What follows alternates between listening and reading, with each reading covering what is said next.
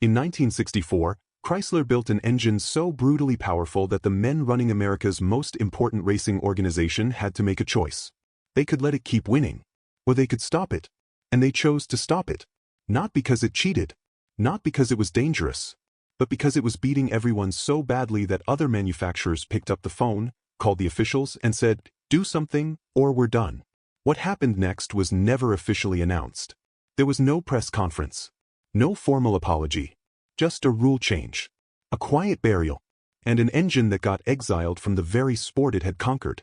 This is the true story of the 426 Hemi, the engine they called the elephant, the machine that rewrote the laws of drag racing. And the reason why, for one stunning year, the most powerful racing engine in America was declared illegal. To understand what the Hemi was, you need to understand the world it was born into. It's the early 1960s. America is in a full-scale horsepower war. Ford, General Motors, and Chrysler, the big three, they aren't just selling cars anymore. They're fighting for the soul of American masculinity, 1/4 mile at a time. Every weekend, at drag strips from California to New Jersey, young men in white t-shirts and oil-stained jeans are lining up to find out whose machine is the fastest thing on four wheels. And the car companies are watching every single result. The NHRA, the National Hot Rod Association, has become the proving ground. If you want to sell muscle cars to young American men, you need to win on the strip. Because what wins on Sunday sells on Monday. That was the truth of that era. Simple, brutal, absolute. And Chrysler? They were hungry. Ford had the 427 FE. General Motors had their big block mystery engine that was causing all kinds of trouble in stock car racing. Chrysler's engineers knew they needed something that didn't just compete with those motors. They needed something that made the competition feel completely, permanently irrelevant. So they went back to a design Chrysler had experimented with in the early 1950s and then set aside. A hemispherical combustion chamber. It sounds complicated, but the idea is elegant. Instead of a flat or wedge-shaped cavity inside the cylinder head, the Hemi uses a dome, a perfect half-sphere. The spark plug sits at the top of that dome. The intake and exhaust valves sit on opposite sides at opposing angles. And because of that geometry, you can make those valves significantly larger than in a conventional engine. Larger valves mean more air and fuel flowing in, more exhaust flowing out, a more complete burn, and a harder push on the piston with every single combustion event. In a wedge-head engine, the airflow is always fighting the shape of the chamber. In a Hemi, the airflow works with it. The engine breathes like nothing else on Earth. They called it the 426 for its 426 cubic inches of displacement. But on the street, in the garages, at the strips, and eventually in the headlines, they called it something else. They called it the elephant. Because it was massive. Because it was unstoppable. And because once it got moving, nothing in its path stood a chance. But here's what nobody told you at the time.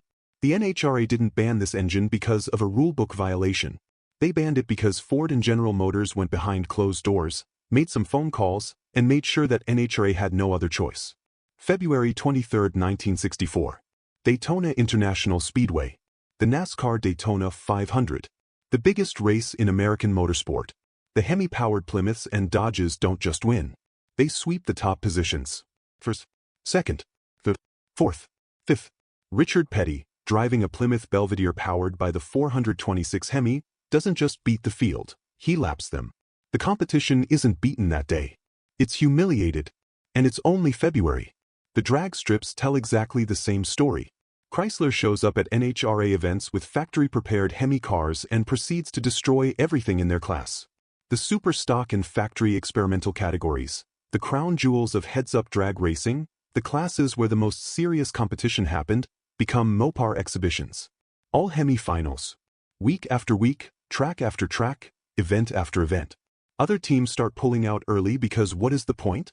Ford guys show up with their 427 FE engines, a good motor, a proven motor with real racing history, and watch Hemi cars run times they simply cannot touch. Chevy guys do the math before they even load the trailer and just stay home. Now here's where the story gets interesting. Because NHRA wasn't just a racing organization. It was a business. And like every business, it needed participants.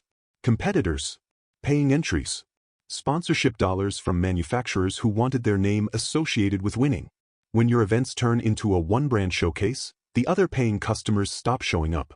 And when Ford and General Motors, Two of the three biggest manufacturing companies in the United States start whispering in your ear that they are reconsidering their involvement in your sport. You don't ignore that conversation. You don't put it on the back burner. You deal with it. Immediately. The NHRA cited homologation as their official reason for restricting the Hemi. The rules said that for an engine to be legal in production-based classes, it had to be available in a minimum number of street cars actually sold to the public. The race Hemi, with its special aluminum heads, its twin four-barrel carburetors, its radical solid lifter camshaft, its forged rotating assembly, was not, they argued, a true production engine. It was a purpose-built racing machine dressed up in street clothes with a factory VIN number stamped on the firewall. Chrysler's engineers almost laughed out loud. They had specifically engineered the Hemi to meet homologation requirements. They had sold it through authorized dealerships. It came with a factory warranty. You could call your local Dodge dealer on a Monday morning, order one, and have it installed in a car you drove to the grocery store. That, by every reasonable definition, made it a production engine. The fact that it also happened to produce somewhere in the neighborhood of 550 horsepower in full race trim was, in Chrysler's view, not their problem. But rules are rules. Or more accurately, rules are power. And in January of 1965, the NHRA made it official. The 426 Hemi in its full racing configuration was declared ineligible for superstock and most other production-based drag racing classes. The door was closed. The elephant was out. Chrysler's response was swift and it was magnificent. They pulled out. Not quietly. Not with a polite letter thanking NHRA for the opportunity and wishing them well going forward.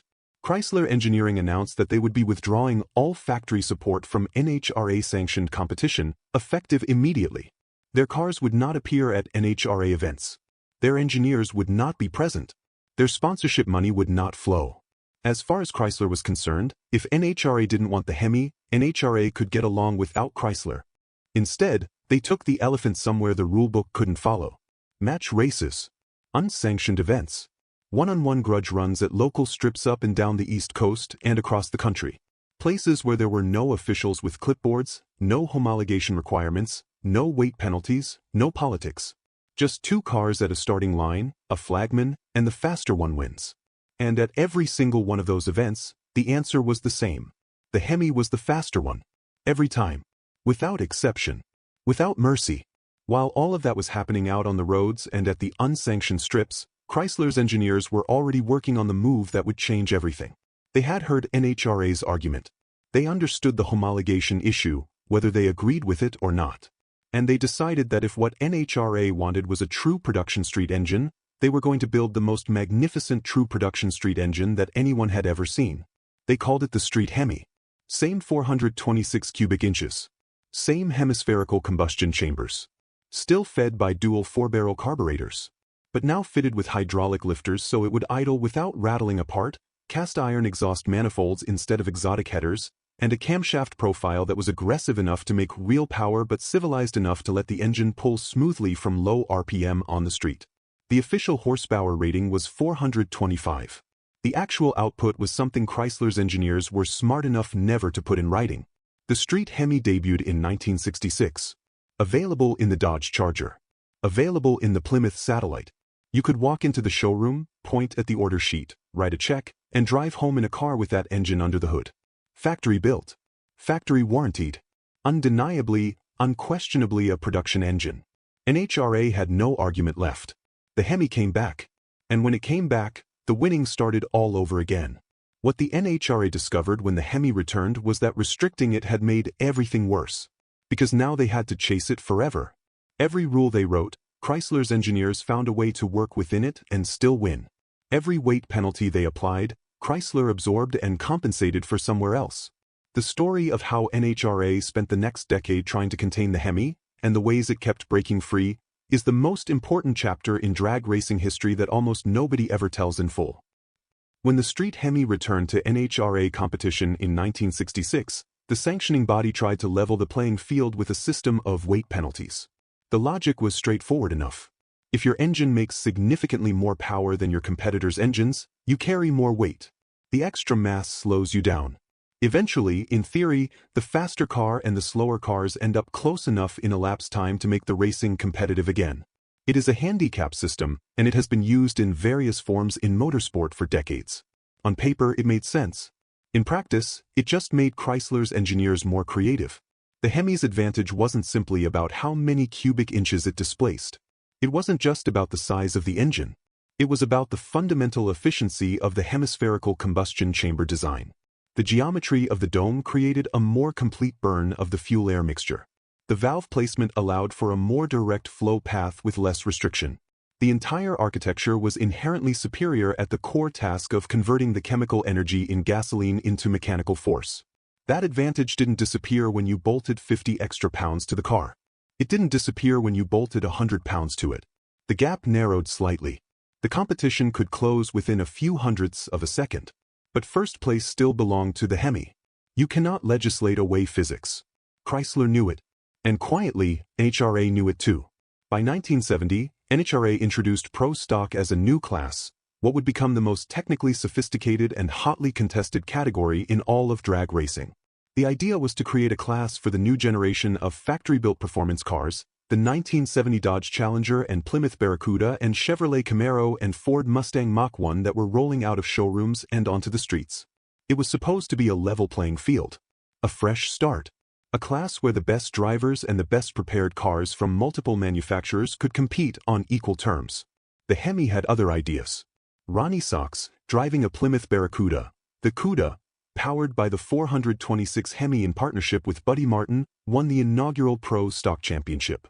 His car was so well developed, the combination of the Hemi's power and his driving talent so far ahead of the competition, that other teams spent the entire 1970 season not racing him for the win but simply trying to close a gap they never quite reached. Dick Landy in his Dodge was close. A few Ford and Chevy teams got within striking distance on their best days. But when it mattered most, at the biggest events, on the biggest stages, the Hemi ran the numbers that nobody else could answer. NHRA responded with more weight. Different displacement calculations. Adjustments to the class structure. Message after message delivered through the rulebook. Slow down, let the others catch up, be reasonable. And Chrysler's teams answered every single one of those messages the same way. With elapsed times at the top of the sheets and win lights on the right side of the scoreboard. And here is where the story expands beyond drag racing and becomes something larger. Because while all of that competition was happening at NHRA national events, the Street Hemi was simultaneously being installed in production cars that would become the most valuable, most collected, most revered American automobiles ever built. The 1970 Hemi, CUDA. The 1971 Hemi Challenger. The Hemi Road Runner. The Hemi GTX. These weren't simply fast cars. These were the last great statements of an era that everyone involved could sense was coming to an end. The oil crisis was approaching. Emissions regulations from the federal government were tightening with every passing year. Insurance companies had begun pricing performance cars in ways that made them unaffordable for the young men they were built for. The muscle car era had a visible ceiling, and Chrysler's engineers and executives could see it from where they stood. So they made a decision that in retrospect looks less like a business strategy and more like an act of defiance. They were going to build the most powerful, most uncompromising, most mechanically magnificent cars they possibly could before the window closed. They were going to give the people who understood what they were looking at something worth preserving for the rest of their lives. The Hemi option was expensive. Adding it to a 1970 CUDA or a 1971 Challenger meant spending serious money in an era when a new family home in the American suburbs cost somewhere around $20,000. Most buyers chose the smaller engines. They did the math and made the sensible decision. But some of them, a relatively small number of buyers across those 6 production years from 1966 to 1971, looked at that order sheet and checked the Hemi box anyway. They knew what they were getting. They might not have known exactly how rare it would become, but they understood on some level that what they were buying was different from everything else on the market. Chrysler built fewer than 12,000 Hemi-powered production cars across all models and all 6 years of street Hemi production. 12,000 cars total. In the context of American automotive output in that period, that is a tiny number. And every single one of those cars is now treated like a sacred object by the people who own them and by the people who wish they did. A numbers-matching 1970 Hemi, CUDA convertible, one of the rarest configurations with only a handful known to exist, has sold at auction for more than $3 million. A correctly documented 1971 Hemi Challenger has crossed $4 million. The free market, working without any rulebook, without any weight penalty system, without any homologation requirement, made its own ruling on the value of the Hemi. And that ruling made the NHRA's 1965 decision look not just wrong, but almost comically short-sighted. They tried to slow it down with rules. The market gave it a value that nobody in 1965 could have imagined in their wildest dreams. By the mid-1970s, the world that had produced the Hemi had changed almost beyond recognition. The oil crisis of 1973 did to the performance car market what no rulebook could have done. Fuel prices that had been stable for decades suddenly doubled and then doubled again. Insurance rates on high-performance vehicles became punishing. The Environmental Protection Agency's emissions standards tightened in ways that made high-compression engines effectively impossible to produce for street use without radical detuning. The 426 Street Hemi was discontinued after the 1971 model year. Not because Chrysler wanted to stop building it, because the regulatory and economic environment of the early 1970s made it impossible to continue. The door that Chrysler had seen closing finally shut. In pro stock, NHRA's rule evolution continued through the mid-1970s. Displacement limits were adjusted. Specific engine configurations were mandated or restricted. The free-breathing, purpose-built Hemi race engines that had dominated the early years of the class were gradually engineered out of contention, not through any single dramatic announcement or famous confrontation, but through the slow, patient accumulation of technical regulations that favored different architectures and penalized the characteristics that made the Hemi exceptional. The Hemi era in pro stock ended not with a dramatic final victory and a standing ovation, but with the quiet closing of a chapter. The elephant didn't go out with a bang. It went out with 1,000 small cuts. But it never truly died. Because you cannot kill something that has already embedded itself that deeply into the DNA of a sport. Go to an NHRA national event today. Walk down to the staging lanes before a top fuel session. Stand close enough that the heat from those engines reaches your face and the sound doesn't just fill your ears but actually vibrates in your chest and your stomach and your bones. What you're experiencing in that moment is a direct, traceable, unbroken mechanical lineage from the 426 Hemi. The engines that power top fuel dragsters and funny cars at NHRA events today are based on the Chrysler hemispherical architecture. 500 cubic inches. Roots-type superchargers delivering boost that the original Hemi's designers would have found incomprehensible. Nitromethane fuel instead of gasoline. Somewhere between 10,000 and 12,000 horsepower, depending on how the team has the engine tuned for that particular track on that particular day. They cover a quarter mile in under 3.5 seconds. They are the fastest accelerating vehicles on the surface of the Earth.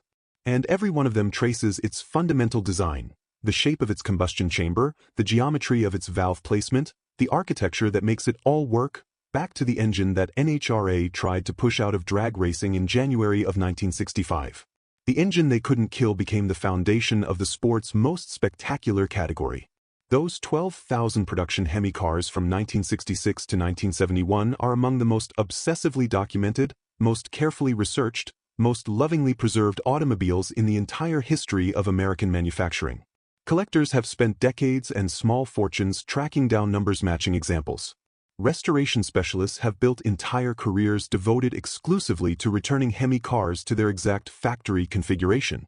Auction houses clear space in their catalogs when a documented Hemi car comes to market, because they know what it will do to a room. But here is what I want you to hold on to when you walk away from this story. The Hemi represents something specific. Something that goes beyond horsepower numbers and elapsed times and auction records. It represents a moment when American engineering looked at every authority telling it to be reasonable, to compromise, to fit within the boundaries that had been established for everyone's comfort and convenience, and it said no.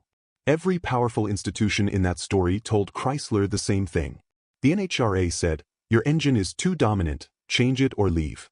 The competing manufacturers said, "This isn't fair, do something." The regulators said, "High compression and high performance have no future in the new America we are building." The insurance companies said, "We will price these cars out of reach of the people who want them." And Chrysler answered all of them with the 426 Hemi. The engine that swept Daytona before most people even knew it existed.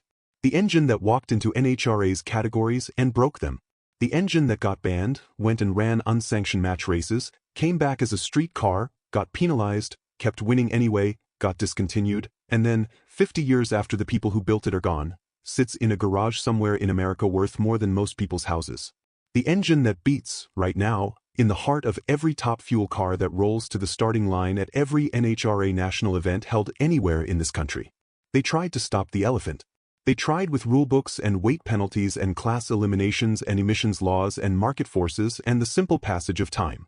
The elephant didn't care. This wasn't just a car engine. This was a declaration, written in cast iron and hemispherical combustion chambers and the roar of 12,000 angry horsepower, that some things are simply too good to be stopped. And the greatest proof of that truth is the fact that 60 years later, we are still talking about it. Now, if you stayed with me through that whole story, you already understand something that a lot of people who call themselves muscle car fans don't fully grasp. The Hemi wasn't just fast. It was right. The design was correct in a way that time has proven over and over again. And when something is that fundamentally correct, you can slow it down, you can restrict it, you can push it out of one arena and watch it show up in another. But you cannot make it go away. I want to tell you about Ford's response to the Hemi. Because while Chrysler was running unsanctioned match races up and down the East Coast with the band 426, Ford's engineers were in Dearborn building something they believed would be the answer to the elephant once and for all. They called it the 427 SOHC. Single overhead camshafts, one on each bank, running valves that made the Hemi's setup look almost conventional.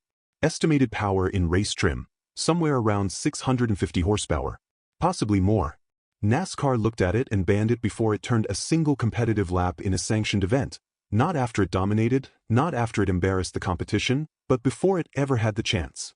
NHRA let it run in factory experimental for a brief period, and what happened in those few months is a story I have been wanting to tell for a long time. That is coming very soon. And I will tell you right now, it is even wilder than this one. If you want to be there when that story drops, subscribe.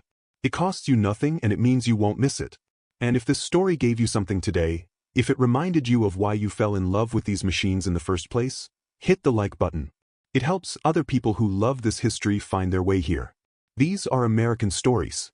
The men who built these engines and drove these cars and ran these races deserve to have their stories told with the respect and the detail they earned. That is what we do here. I will see you on the next one.